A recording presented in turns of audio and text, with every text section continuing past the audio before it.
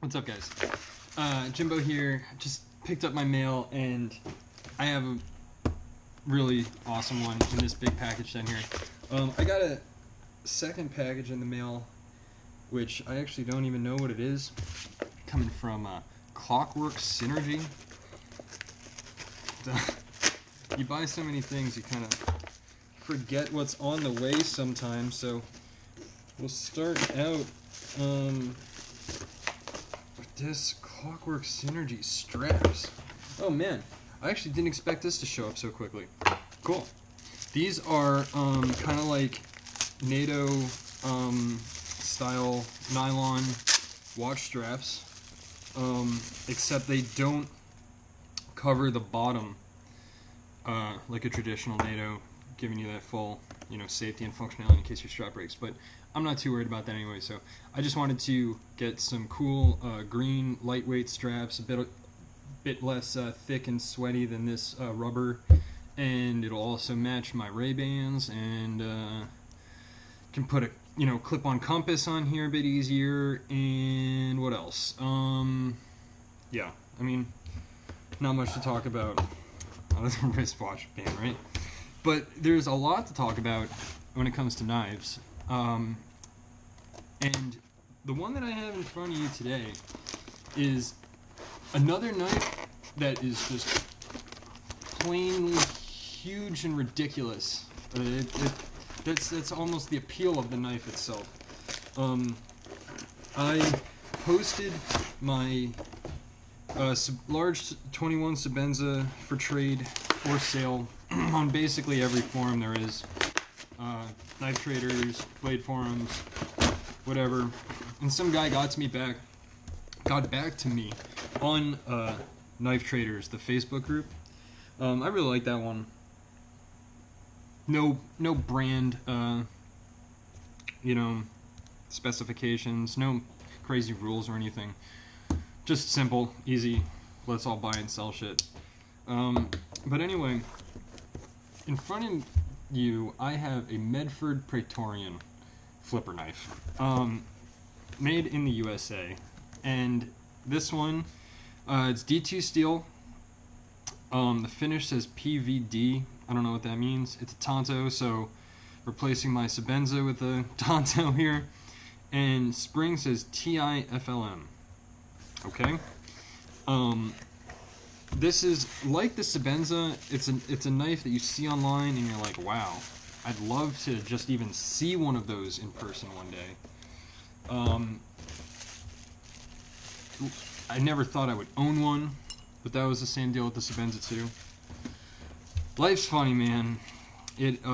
Life's good. A lot of things to be thankful for. This comes in an incredibly impressive little container and package here. Medfordknife.com is right on front, and it has a little dog tag with their information, phone number, address. Opening the knife, and I'll tilt you guys down here a little bit just to see what's going on now. This is a brown G10 and titanium knife. Actually, no, it's not a flipping knife. I don't know why I thought it had a flip. It has a thumb stud here, which is kind of ridiculous because it doesn't really do anything. This huge fuller here seems like the real best way to open the knife. And wow, does that have a satisfying lockup sound. Oh my goodness. So, first impressions here. This thing is crazy. It's crazy badass. This jimping is very unique and interesting. Let me throw it in the pocket here. Let's see. Okay, so let's see how hard it is to disengage the lockup. That's not bad.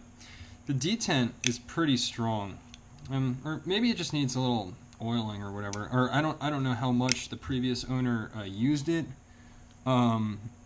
This is a D2 tool steel, and it looks like there actually might be a tiny bit of pitting, patina whatever going on right on that surface. You can only kind of make it out from a certain angle. There's definitely some pitting going on there that I didn't notice, but again, I'm really not so concerned. Let's talk while I bring you guys back up here to look at my handsome face. We'll talk the trade for a second.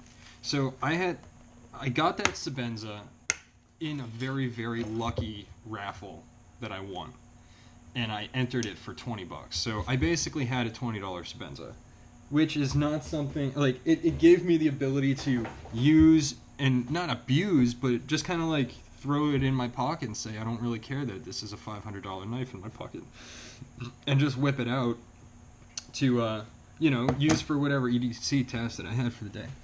Was never scared to do that and use it. And so and we'll take a break here for my little story to just show what this looks like going into the pocket. So obviously it's ridiculous. It's the entire size of widthwise of like a coin pocket here.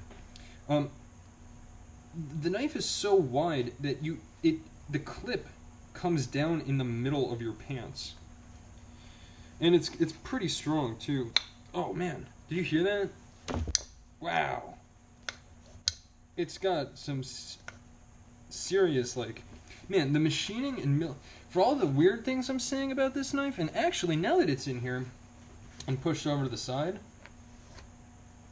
this I'm not gonna lie to you guys, that was once you get it in and push it over here into the corner of your pants, I can actually get my full hand in here and mess around. I've got a dog bag, I've got some headphones, I've got a lighter in here still.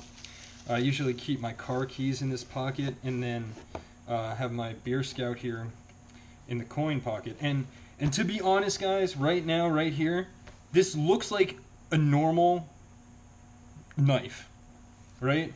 You actually wouldn't be able to tell that this is the, besides the fact that it has this beautiful custom clip, and it's a Praetorian sticking out of my pocket. You would not be able to tell that this is this behemoth monster knife. So rideability is a 10 out of 10 for what you're working with, which is pretty crazy. Back to the deal. In that raffle, it was something like 20 spots for $20. So I only bought one spot and got really lucky. But that means that the original owner of the Sabenza got back $400 for his Tonto. And it was micarta inlaid, and I looked it up, and I think it was like northsomethingknives.com exclusive for that one, and they sell it for $520 new. So he took a 120 hit on it, and for a knife that you get for $20, you're just like, okay, I guess I was just gonna go off that price, right? I wasn't gonna try to get any more money than that, because I didn't know what was right and what's fair. I'm not the biggest Sabenza trader or collector or whatever. I know a lot more about Benchmade and Spyderco and stuff like that. And speaking of those companies, let's take a close little look here at some competitive options, I guess. If you're gonna get a pocket knife that's this big, you're wanting a big, user. Here's a full-size Griptilian. Here's the waved Endura. Here is the paramilitary 2. And now the Medford Praetorian. And the sound of that engagement, the lock engagement, is so incredible, guys. Wow. Did I even give you a full-on look at this beauty yet? Here we are. We're like 6 or 7 minutes into the video, and I haven't even really shown off the full contours and beautiful grinds and stuff on every part of this knife. It's got a really cool, I believe that's titanium. Let's see if the light picks up this anno job, which I think is beautiful. Whoever did this did a great job on it. So it's got some custom anno work, right?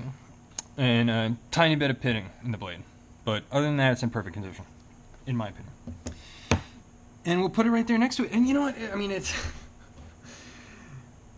What is it about the Praetorian that just makes it so ridiculous? Is it the width of it here? Is it this full part here? That's